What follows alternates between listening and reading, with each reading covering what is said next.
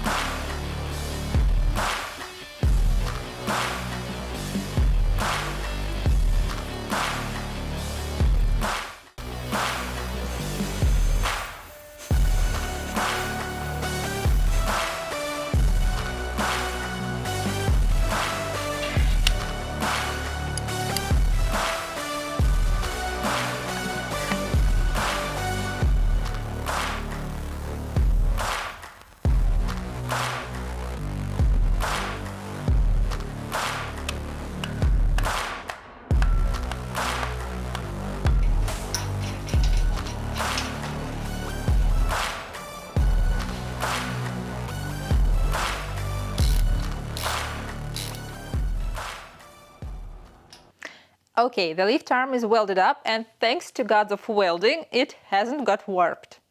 Hydraulic cylinders are inserted to their places and they fit there well. I also got two types of plates to prevent pins from rotating.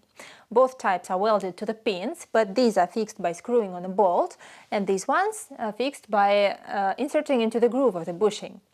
We'll see in the future how each of these joints work. So the lift arm is done, and now the time of hydraulics has come.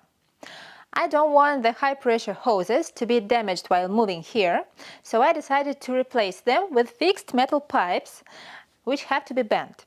And of course local shops can bend them, but maybe I'll need to do it in the future with other pipes of the hydraulic system. When I came to a local shop to buy these pipes and fittings, I asked them to take a look at the device they used to bend such pipes. Luckily, they agreed to show, and twice luckily, it's pretty easy to make on your own. So, as you probably have imagined, I decided to make one.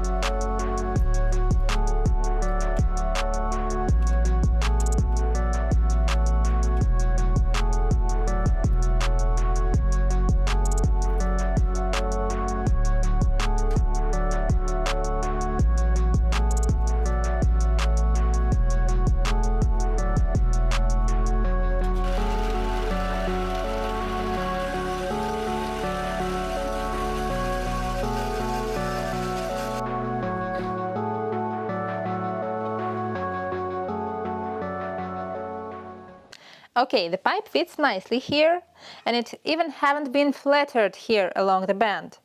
To be honest, I didn't expect such a quality from such simple self-made device. I'm really happy it worked out, but now I have to move on.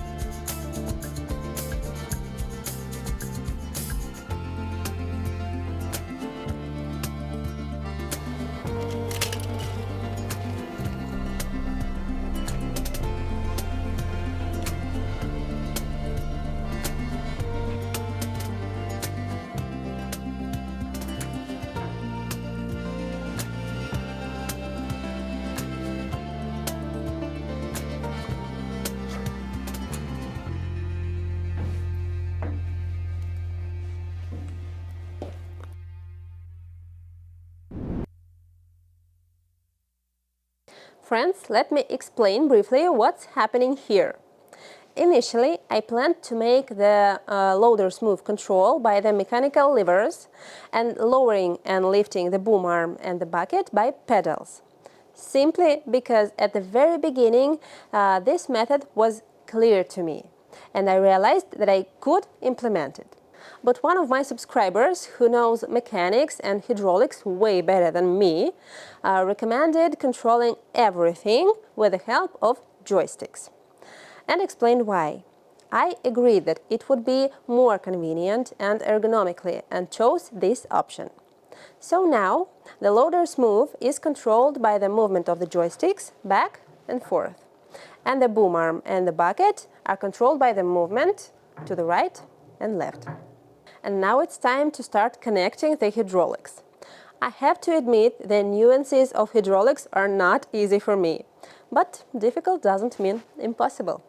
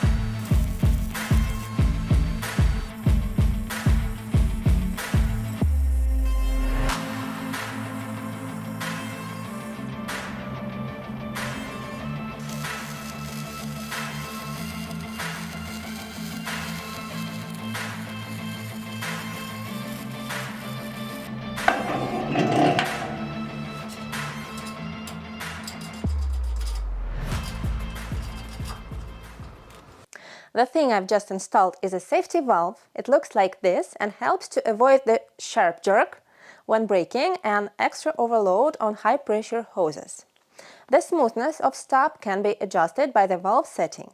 I also plan to use throttles for adjusting the speed of the oil flow on the boom and the bucket. The boom will have this one with check valve for quick lifting and smooth going down. The bucket will have simple throttle, so it will go up and down with the same speed, and this speed is also adjustable. But this is only a theory. We'll see how it all works on practice. Now let's talk about heat treatment of movable joints and their lubrication places. I've made places for lubrication. By the way, please write in the comments section how are they called properly in English. Here, and on each pin or bushing on the front part of the boom. You can even see the grease here. As for the class of metal and heat treatment of joints, yes, it was my mistake due to inexperience. However, let's remember that it's not gonna be a commercial equipment that works 12 hours a day, every day. It's just my helper that's supposed to work as necessary. Anyway, time will show how critical my mistake is. As for the further work, I have to decide where the third hydraulic distributor for the additional hydraulic line should be attached. Choose fittings that fit each element of the hydraulic system. Think of how high-pressure hoses should be laid inside so that they don't hinder each other or rub. Measure the length of each piece of hose, cut and crimp them, then connect and test the whole hydraulic system. But it's only simple and fast when you say it, and takes a bit more time and effort to do it. Well, I'll probably finish with that. See you in the next video, and so that our separation won't be long, I will probably post short videos with the current moments of work. So subscribe to my channel and come check it while you are waiting for a new video. If you like this video, please press like button. See you in the next video. Bye bye.